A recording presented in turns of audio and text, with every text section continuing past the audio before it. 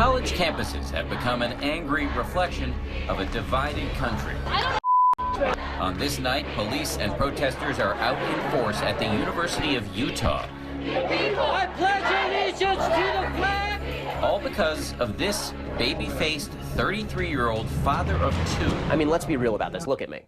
I mean, like, do I look like a physical threat to anybody? Do I seem like a physical threat to anybody? The last time I was in a fight, I was 14 years old. I was 2 years younger than everybody else in my high school class, and I was getting my ass kicked. Ben Shapiro is editor-in-chief of the conservative Daily Wire and host of a popular political podcast downloaded millions of times a week. Is that good for America or just good for President Trump? He's now at the center of a nationwide debate about whether conservative voices are being stifled by protesters on American college campuses. Steal your president! Just today at the University of Florida, tensions flaring during an event featuring the white nationalist Richard Spencer. In February, at the University of Berkeley, former Breitbart commentator Milo Yiannopoulos shut down after protesters threw rocks and Molotov cocktails. And just last month, when Ben Shapiro spoke at the University of Berkeley, local authorities spent more than $500,000 on security. It's amazing they had to... Sheesh, $500,000 on security? Just because of little old Ben Shapiro? Are you kidding me? People don't know how to get their point across without starting some sugar honey iced tea, without tearing something down, without breaking something, without violating somebody's business. Well, no. No? Okay. I guess that's why they yell no justice, no peace. Because when they yell no justice, no peace, then if they don't get their needs met, it's like robbing a bank. You don't give me this money, then it ain't gonna be no peace. We're gonna do whatever it possibly takes to get in the way of there being any peace for you, even if it means we gotta go to jail. It's ridiculous, man. Essentially lock that place down for you. And the headlines were nuts. I mean, the headlines like, Berkeley braces for Shapiro visit. Really? Was I the one who's going to be smashing ATMs? Indeed, just 3 hours before he's supposed to take the stage at 7 o'clock here in Utah, Shapiro says there are reports of possible violence. I'm hearing some rumors that there may be some people who try to bring weapons tonight, which would just be ridiculous and awful. I don't want to be getting killed at my lectures. A fellow conservative podcast host claims he's captured this undercover video of self-described Antifa members allegedly handing out knives and talking about luring fans of Ben Shapiro to their car where they allegedly had guns. I mean, this is insanity. What in the world? Cuz tried to pass her a shank? Is that what Cuz had? My man had a daggone shank at a protest? Come on, bruh. Come on. This is outrageous, man. It's ridiculous. People are... Really?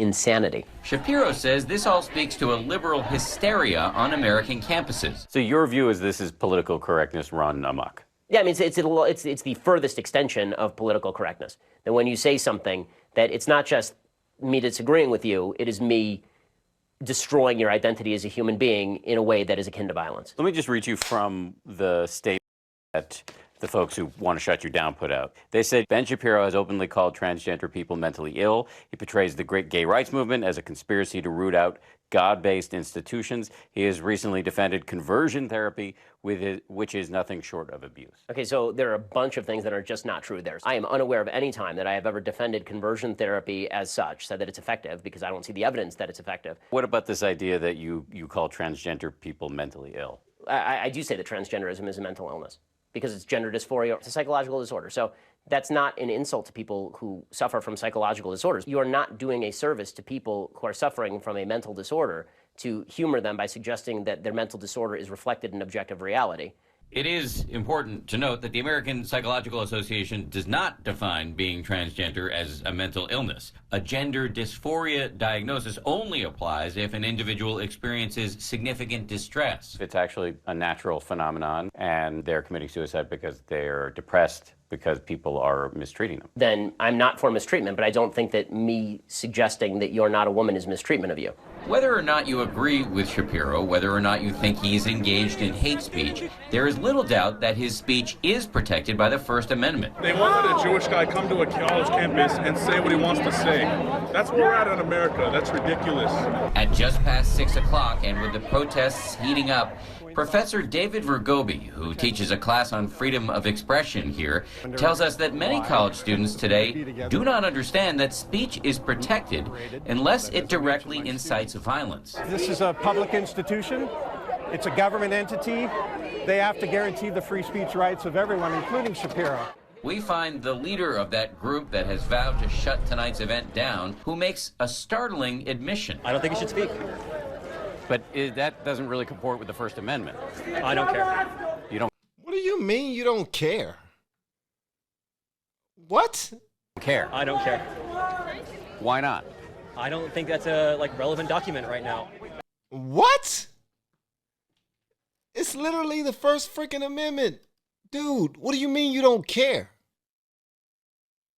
You want to have the right to do what you do, feel how you feel, move how you move, groove how you groove, protest how you protest. But when someone else is on the other side of your thinking, you don't care about their rights. That's BS. That's absolute BS. How you expect for anything positive to come from this if you don't care? Or if you're just like he said he don't care.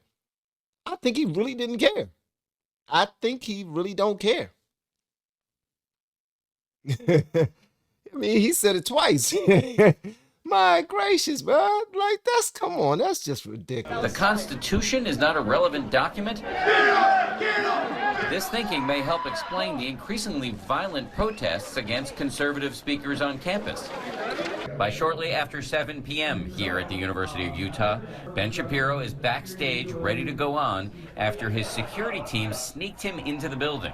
One irony is that while he's hated by many on the left, he's also hated by the self-described alt-right. I've been very, very outspoken against the alt-right. I've said the alt-right is a garbage movement composed of garbage ideas, that it has nothing to do with constitutional conservatism. Shapiro is also fiercely critical of Donald Trump, and he publicly quit his last job at Breitbart News when a female colleague was allegedly manhandled by Trump campaign manager Corey Lewandowski, and Shapiro thought Breitbart failed to have her back. And I quit under very public circumstances because Breitbart had been turning itself into a Trump propaganda arm, and the alt-right really liked President Trump, or then candidate Trump. What? I did not know that. All right.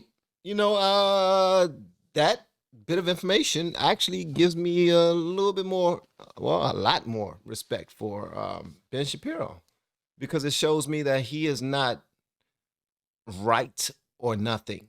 You know what I mean? All right, like right, Republican or nothing. Like, he actually gives a crap about right and wrong, not right as in conservative right or Republican right, but right as in right. You know what I mean? All right. Okay, I like that. What kind of blowback have you received? I like that. Well, I mean, aside from the 7,400 odd anti-Semitic tweets that I received from March to November of last year, death threats in the mail, death threats on my phone, death threats at my business phone. Which is why Shapiro finds it hard to believe that protesters call him a white supremacist. That is the stupidest thing I have legitimately ever heard. I keep hearing this, and I keep wondering, was it the yarmulke that gave it away? Shapiro has been interested in politics for as long as he can remember. I found a paper from when I was like 10 or 11 talking about the Clinton impeachment, so I assume that I was into it even then. Shapiro went on to start his own nationally syndicated column at age 17. His parents had to sign the contract for him. He graduated UCLA at age 20, put out 2 books by age 21. Wow. Sheesh. And graduated Harvard Law at age 23. My gracious, this dude is a savant. He's... I didn't know he was that daggone bright. My God. This dude is a... I didn't know that. I know y'all tried to tell me already, but I'm like, man, I got my blinders on. He's just rough around the edges to people that don't think like him, and I don't, wow. Kudos to him. Kudos to him. I mean, I see why he's so outspoken because he has the most to talk about. He's the most studied. He's probably most times the smartest person in the room. Wow. Much respect to that guy. As Shapiro takes the stage in Utah, it immediately becomes clear that all of his time on elite campuses apparently did little to temper his conservative views, in particular on what he calls America's culture of victimization. On stage, he inserts himself into some of the most heated debates in our divided country, from police shootings to the NFL kneeling controversy. Is racism real? Yeah, of course racism is real. But I don't think institutional racism is necessarily real. So yes, of course there are racists. And racist cops who shoot black guys for no reason should go to jail and they should throw away the key. But this idea that's put out there by these kind of broad... Y'all heard him say that, right? I never understood that. They should lock him up and throw away the key. I guess that means you should go to jail for life. No reason should go to jail and they should throw away the key. But this idea that's put out there by these kind of broad statements about America being a discriminatory, racist country, I don't know how that helps anything, and I don't think it's actually true. Isn't that to ignore our history? It's inarguable that slavery existed, and after 100%. that, Jim Crow. Yes. You want to talk about Jim Crow and slavery? Of course. The question is, what is the remedy now? Is the remedy now to blame people who are living today who had nothing to do with Jim Crow or slavery? I didn't hold slaves, did you? As Shapiro holds forth inside the lecture hall, outside, scuffles break out in the crowd. The hierarchy of victimhood goes something like this. If you're LGBT and Q, then we suggest that you are at the very top of the victimhood hierarchy. And then black folks, and then Hispanic folks, and then women, and then Jews, and then Asians, and then way down at the bottom, white straight males. Does it ever strike you as somewhat off to be in a room kind of making light of victim culture and having this kind of hearty laughter and looking around and seeing that the vast majority of the faces are white? No, because I've said the exact same thing in front of faces that were not white. So I've been very consistent about this. I know it's not that you change your message, it's just that it seems to resonate mostly with white people. I don't think that that's true. I mean, I think that I wish I were invited to more crowds that were more racially diverse. That'd be great. No one got hurt tonight, but 2 protesters did get arrested. Even as a man caught in the white-hot center of the madness that is American politics today, he says he is optimistic. We're at such a divided and venomous time in this country. You're right in the middle of it. Do you have any optimism that it'll get better anytime soon? Yeah, I think there's going to be a backlash. I think that there's going to be a strong backlash for people who are tired of it and want to stand up for basic rights that we can all agree on. For Nightline, this is Dan Harris in Salt Lake City, Utah. I thought that was a good story. I think people are ridiculously ignorant, and it's going to go on. People aren't going to just stop being ignorant overnight.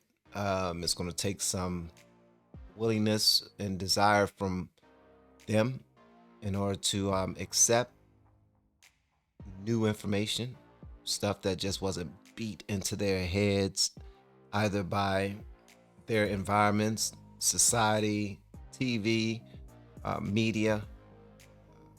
And I'm talking about all media. I'm not just talking about mainstream media, because I don't even know if that's a real thing nowadays, because most people get their media from online, from the internet. So I believe more people watch internet news and TikTok news, IG news before they watch NBC, MSNBC, CNN news, Fox News even. But who am I? This is just what I'm thinking. But I'm hoping that it gets right, because I think once I started at least trying to understand all sides, just trying, I still have my ideas of how I feel about things, and some of the ideas I had before I walked into the room of trying to learn more are gone, or lesser and lesser, less and less. But at the end of the day, man, I had to take that first step. I had to make that decision that that's something that I wanted. And when I made that decision, I opened myself up to actually accept any information that I received. but then go out and do my own due diligence and figure out whether or not that's something I wanted to keep or I wanted to throw away. Because I don't take anything at face value until I actually, okay, you know what? That makes sense. I've seen enough information that confirms that it is true. Okay, I'll accept that. Next issue. That's how I am. But I'm finding that there are so many people who are sticking to their guns, and they have nothing to back up where their rhetoric is coming from. And that's the stuff that bothers me. At any event, I want to hear what you all got to say about this in the comments below. And if you have yet to hit that subscribe button, please make sure you do so on your way out the door. Once again, guys, I'm Van, and now we are all the LFR family, and I look forward to seeing you on the next video, hopefully inside the Patreon as well. You all have been amazing. Love y'all.